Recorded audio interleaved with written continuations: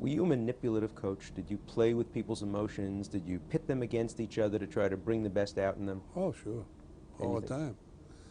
See, you coach through humor, sarcasm, just plain force.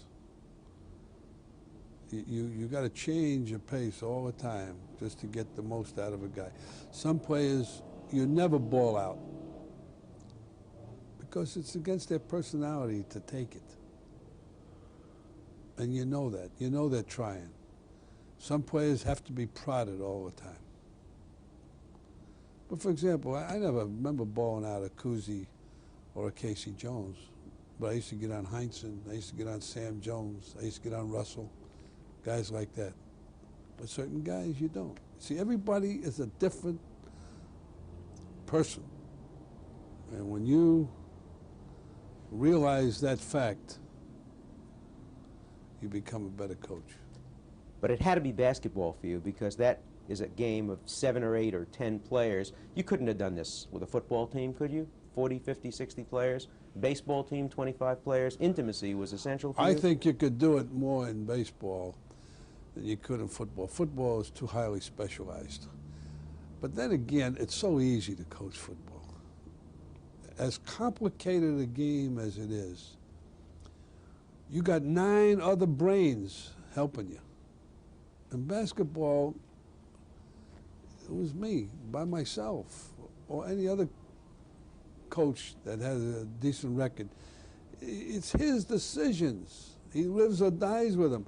In football, they got an offensive coach. They got a line coach. They got an end coach. They got a backfield coach. They got a quarterback coach. That's happening in basketball too now. What do you think of the coach sitting on the bench with 2 or 3 other guys sitting around him? You'd rather coach him alone, wouldn't you? Oh, yeah. Well, I think most of you good coaches, once the game starts, they do take over.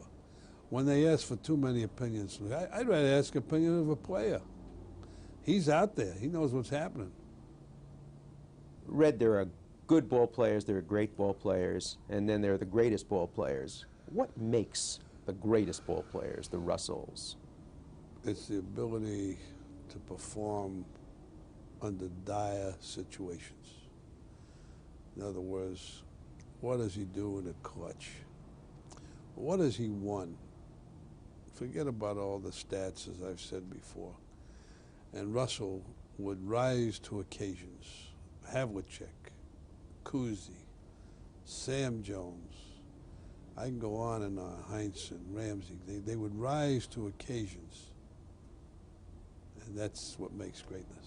And how could you ever predict that? How can you tell that somebody was going to rise to those occasions? You can't. But you found it. Somehow you... Well, you instill the confidence. You see, for example, there are a lot of athletes, when it comes to taking that last shot, where you win or lose, they shy away from it. They don't want that to be the GOAT or the hero. They're very nervous about it. I like the guy who's going to say, give it to me, I'll take that shot. Because he knows that if he does not make it, he's no bum in my book. He's still a hero for taking it.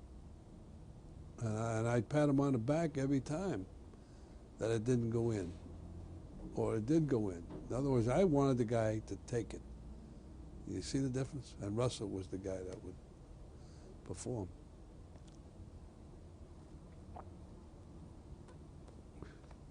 Gotta go.